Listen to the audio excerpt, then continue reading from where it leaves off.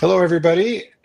Welcome back. We're here for another episode of Stakeholder Whispering Live, where I bring on a guest and we talk about stakeholder whispering. And for those of you who don't know, that's the title of a book that I wrote. The basic idea is our stakeholders ask us to do stuff all the time, and we do it. And sometimes we shouldn't do it. Maybe sometimes we should pause a second and think a little bit about what they're asking us to do and try to figure out if that's actually what they intend us to do, what they really need us to do. And so it's the art of the conversation to work with them. So I'm not here to sell you the book or to talk about the book really. What we're here to do is to talk about the ideas that I just described. I always bring on a guest, and today's guest is Chris Amato, who is a project and product management expert and more, as he says on his LinkedIn profile. And so, yeah, Chris, why don't you do a better job than I just did introducing yourself, if you could? Oh, that was good. So yeah, Chris Amato. I've been the owner and founder of Nectar.com. And mostly I've been working with a whole range of folks building websites, large websites. We do a lot of work with universities, startups, portal development, stuff like that. And then also some work on physical products, prototyping, and then some app development as well, kind of software apps, and love prototyping and working with startups, thinking about new ideas for product. Cool. And just so everybody knows, Chris and I have actually known each other for at A least 10 while, years. Yeah, at 15 least years maybe. maybe Yeah. 15, 12-ish. Yeah. Yeah, and we've Yeah. worked together on multiple projects together. So I've had the pleasure of seeing Chris whisper his stakeholders in the past. And I think we have a very similar style in how we talk to our client stakeholders. So I really wanted to bring him on. And Chris and I were chatting before we started today, and he just mentioned the idea that, developing products, developing things for people, and how there's a particular way of looking at that type of work as opposed to like doing a website for a client, and yet maybe they sort of could and should cross over a little bit. So Chris, maybe you can explain a little bit more about that part of our conversation. Yeah, I mean, to some degree, it can sound like semantic. Like, well, what's the difference between a product and a project, or a product manager and a project manager? But I have found a lot of times that folks in, I guess it's sort of like in certain industries or in certain corporate environments, are thinking about their project not really as a product per se, and therefore some of the concepts from like agile development that are really popular and mainstream at this point, when it comes to um, iterative cycles, the process of figuring out like what should we be doing, what's priority, the idea of sprints, all those concepts, they may or may not apply in the context of, like, for example, like building a university website or building a portal or rebuilding a portal, where, yeah, it can just be helpful sometimes to think about just sort of a more continuous iterative approach, even in sort of like more traditional kinds of projects where no one's even thinking about it as, we're not selling anything, we're just building a website. Well, actually, a lot of the thinking that can go into that can really be well informed by like the product cycle approach. Yeah. And so the basic idea of it, the way I think of it is that, and I guess we can credit Silicon Valley so sort of for inventing a lot of this stuff, right? So, people are developing, let's say, apps or even physical products, and they're Yeah. using design thinking and they're using MVPs, and they're using lean development and the other things you described. And you realize, like many of us, that that should be also how we approach some of these other more traditional projects. And so I guess the question here is, all right, well, we're here to talk about stakeholder whispering. How do we figure out what our customers, our clients, our stakeholders want from us through conversations?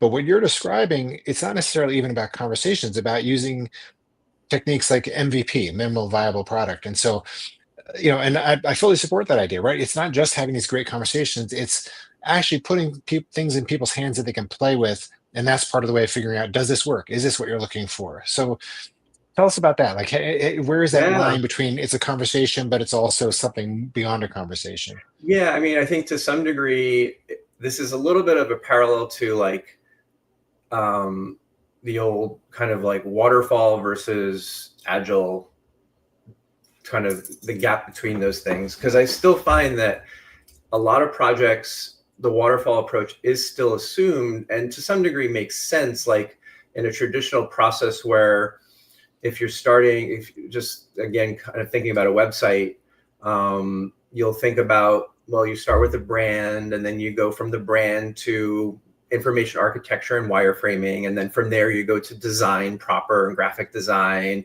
and then from there you go to development and etc. So that's like a pretty reliable process, and it, for the most part, can work well or well-ish until it doesn't, right? And so, well, why doesn't it sometimes? Why isn't it ideal sometimes? Well, I'm working on a project right now, where it's a perfect example where we more or less follow that traditional path.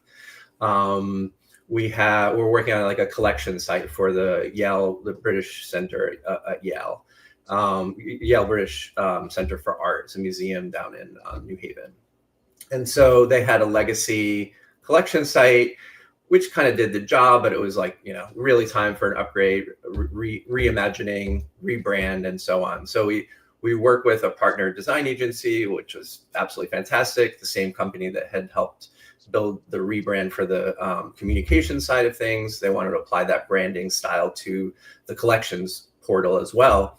And so they took that approach where we know our branding, let's start from there. We'll go to wireframes, and then from there, go to design, graphic design, interface design. And then even in this case, they went even further, which was to actually build out the front end prototypes. Like the design agency did that. That wasn't our team. Our team was on the implementation of the Drupal backend. But when it came time to the handoff, and when we started the implementation, we realized the UX wasn't there. It seemed like it was there. The prototypes looked pretty, but it wasn't until there was like a data-driven site that we could really test the user experience. And so, well, by a traditional waterfall approach, we're stuck. No, you signed off. Sorry, that's what you get. No, that wasn't going to work at all. And so what we realized is once we built the first version, where we integrated those front-end concepts into the back end, we started doing user testing. It wasn't like a big pool of user tests. It was just like the team involved. There was a lead, there was a technical stakeholder, there was a more UX accessibility stakeholder, a bunch of folks involved that were all of us working together, realizing, oh, it's not there. It's not the workflow, the user journey, the user path. It's just not where it needs to be. And so what did we need to do? Like we could have gone back to the design agency and said, listen, can you redo it? But at that point, it really wasn't the most effective or efficient path. At that point, that's sort of where my role started shifted into like helping them think about this thing in a more iterative, agile, continuous development process. And one of the really, honestly, in my opinion, the highlight of the project was that epiphany where we realized we really probably don't need to go back to the design agency that had sort of like gotten their sign off, met the need, fulfilled their contract. At this point, we were shifting into an agile mode. And what made the most sense was to just go in and work together in a really collaborative way. We took the designs, we started just moving things around in real time over Zoom in Figma, which is my absolute favorite design tool at this point.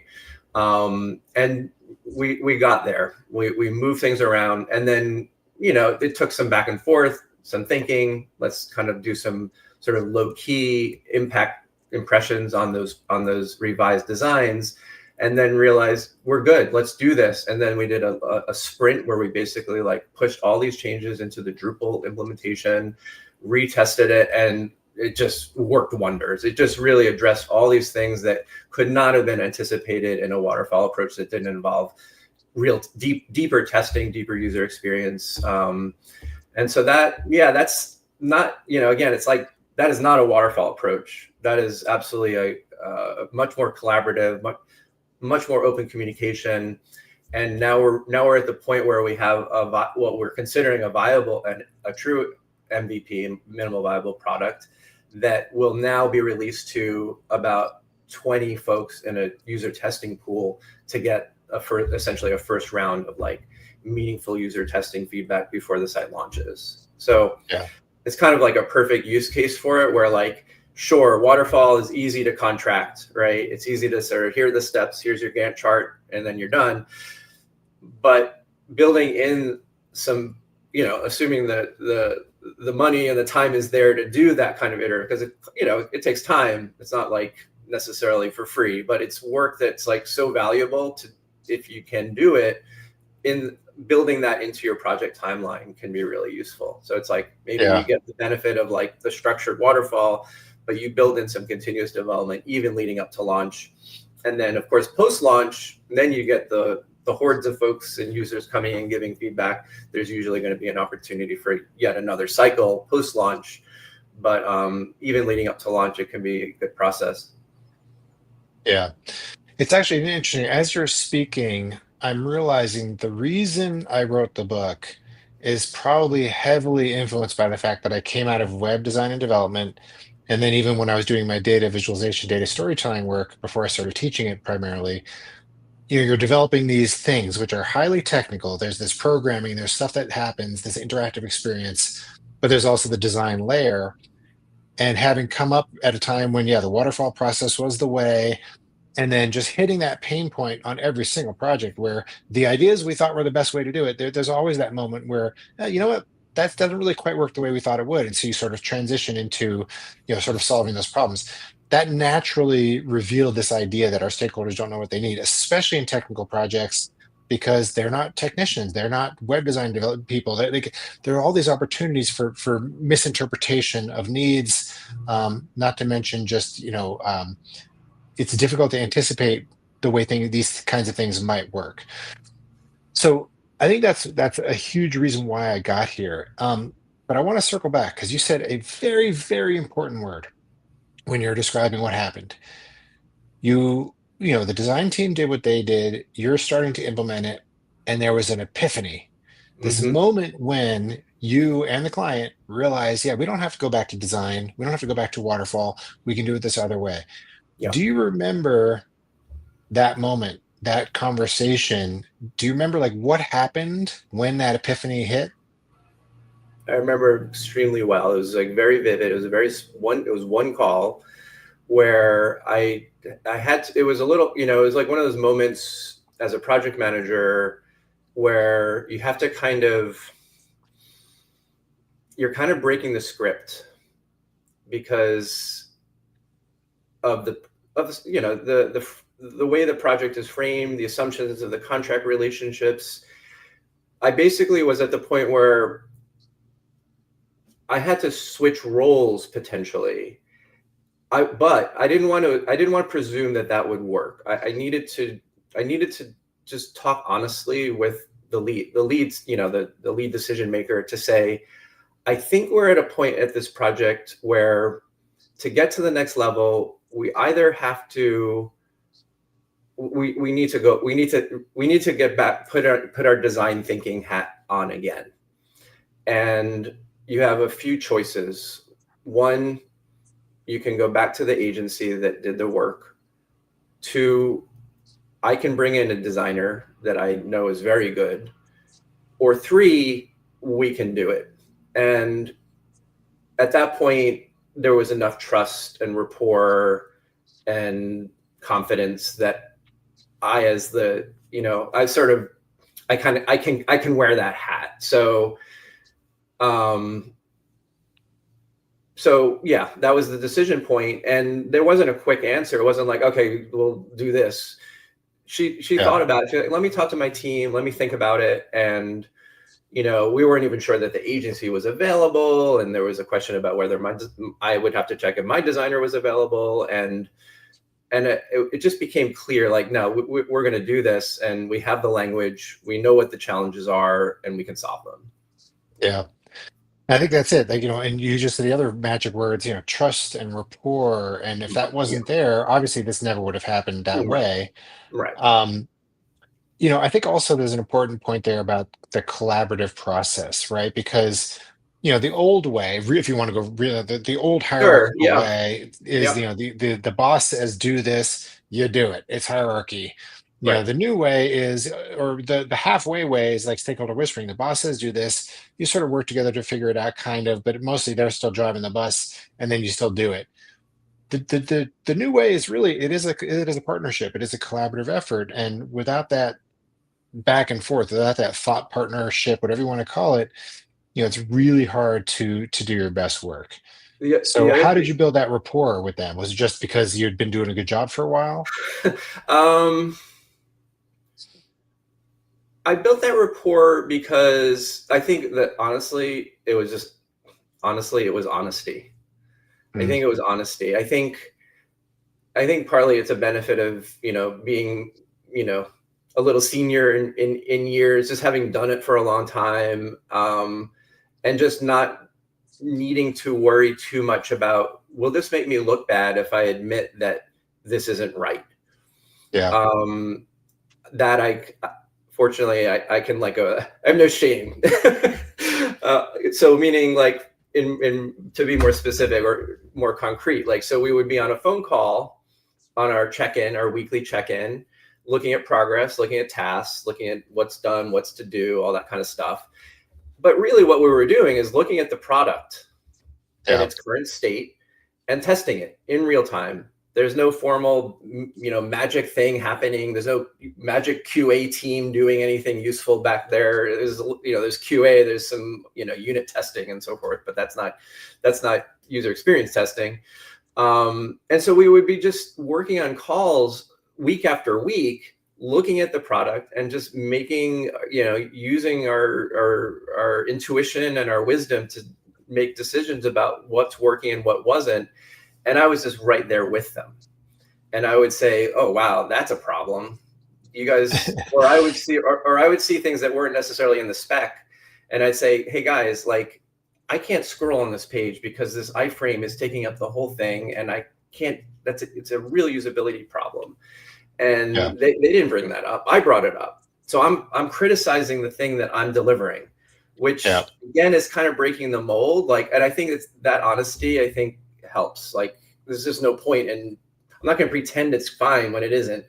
Um, and so, again, that's something that you can't always do. Like if you're in a super tight budget and you just kind of need to ship it out the door, you may not have the luxury to like iterate. In this case, it was thankfully an option to say like, let's really get this right. Even though we know it's Yeah. going to take a little more time, it's going to take a little more money, not like a huge amount more money. This is just like, let's just get this closer through that open conversation. Yeah. There's one other little thing I wanted to mention, which was just having to do with the sort of analogous to like the old way of waterfall versus like the more collaborative, agile way. Another thing we used when I first started this in this business 20 years ago, it was like one of the cardinal rules is like when you're working with a client, you have to have a single point of contact that does the funneling of all the information and all the decisions to make us as the agency, the service agency, to make our job easier. We want you to funnel all your decisions, talk amongst yourselves, figure it out, and then tell us what your answer is. That does not work. I mean, in this context, it would definitely not have worked. It was so essential that we didn't just hear from like the lead or the ultimate decision. Maybe there's an ultimate decision maker, but in her case, she's absolutely open to the best idea, and the best idea doesn't come from like just talking amongst themselves. It involved my team on the development side to say like, here's what we're seeing, you need this information, and we should make this decision collectively, collaboratively. Even if like ultimately you're the one that says yay or nay, that decision is informed by like a much flatter, open conversation that is part of the process. Yeah. No, it's so true. It's like, and the logic of a single point of contact, it makes sense, right? Like, yeah, Right. we need to have focus. It needs to be funneled. The decision maker is the decision Right. maker. Right. But yeah, unless you have all the voices who essentially those are all stakeholders. And so her Exactly. team, they are all stakeholders, her boss, and yeah, and same thing on your side, right? If you were the only person talking to them, that may not be as effective as if you also had the developer who's actually working on the Drupal site and Absolutely. the designer involved. And yeah, all those voices have to be there. And that collaborative effort, it's also hugely risky, right? Because all those voices can be chaotic, and some ideas can slip in that maybe aren't what's needed. So how do you balance that between the chaos and the risk and the necessary component of that collaboration? Yeah, and a part of the process that is that I bring to bear when I'm working with folks is a little bit of real time filtering, because a lot of the risk, as you say, is that somebody will come up with an idea and it's just crazy, or it's great, but like it's just not feasible. It's a too big of an idea for now, right? So one of the Yeah, challenges can be like, it's not just saying like no filter, no funneling. There absolutely needs to be a filter, but it's based on um, you know, some level of deciding like, is this something that needs to happen now or later? So hear it and say, okay, great, that's a great idea. That's probably going to be a big idea. Would you consider that for a backlog conversation? Meaning like, is it yeah, part of the minimal viable product? No. Great. And we do that conversation in real time. It's so much better than like, oh, well, I said that on the meeting, so therefore it should be in the scope. No, no, no, no, no. We talked about that and we agreed it's going in backlog. yeah, So yeah, that can be a little more of a dance and a little trickier, and can really honestly just come from experience of being able to know what is big and what is small in the context of that conversation. But that is another piece to it. yeah. That makes perfect sense. We're running a little bit low on time, but I have to ask you one more question. Yeah. We did not talk about this ahead of time, but you said something about 5 minutes ago in the previous part of the conversation that I want to circle back to. It's a question that I get all the time. You alluded to the idea that, you know, you're not 25 years old. You're not new to this. You're not junior career. You've been doing this for a long time. You have experience. You've learned how to speak a certain way with your clients. You've also earned their respect and rapport because they say, oh, this guy is of a certain age. He's been doing this for a long time. I trust him. Like literally, when they walk in the door, they trust you to some degree. The question I get all the time is like a 25-year-old, an earlier career person, they're not you yet. They walk in the room, they don't have the gray hair, etc. And so what can that person do? Can you go back in your mind to remember when you were more, you just started Nectar. How were you able to do it then when you didn't have some of those advantages that age can give you? Hmm. Um, Open-mindedness, I think, is pretty critical. Humility, um, probably just asking more questions up front. So building an authentic relationship that can be done at any age. So The yes, honesty part that maybe you mentioned. honesty. You may Yeah, not have like the battle wounds and the scars and the hard learned lessons under your belt because you haven't thought through as many use cases, right? Like to me, experience correlates with how many use cases have you encountered and tackled and gotten to the yeah, other side of. And if you've only handled a few, you're not going to be able to like spit out, oh, that's a dead end, that's trouble, that's trouble. You won't have that wisdom from experience, but you'll, with honesty and integrity and open-mindedness, that if that's your foundation, then you should be okay. yeah. I think it's a great point. And Yeah. when you have that, and yeah, maybe you haven't learned all the lessons yet, but you're going to gain that trust as you go through it with your clients in that collaborative Right. way. And I have to acknowledge, by speaking of collaborative, we did have a commenter, Mohammed said, Figma is indeed amazing. Back to that idea that, yeah, that collaborative approach, whether it's through integrity, honesty, authenticity, whether it's through literally collaborating and showing your clients the work as you're executing on it, it's Yep. a really big part of this. This is a back and forth. Transparency. Yeah, Transparency. Yeah. yeah. Absolutely. Cool. Well, that's great. Chris, I want to thank you very much for being here. I'm sure people learned a lot, and I look forward to our next conversation. Yeah. Awesome. Thank you, Bill. It's a pleasure. All right, and everybody else, I'll be back again next week, and look forward to seeing you then. Bye.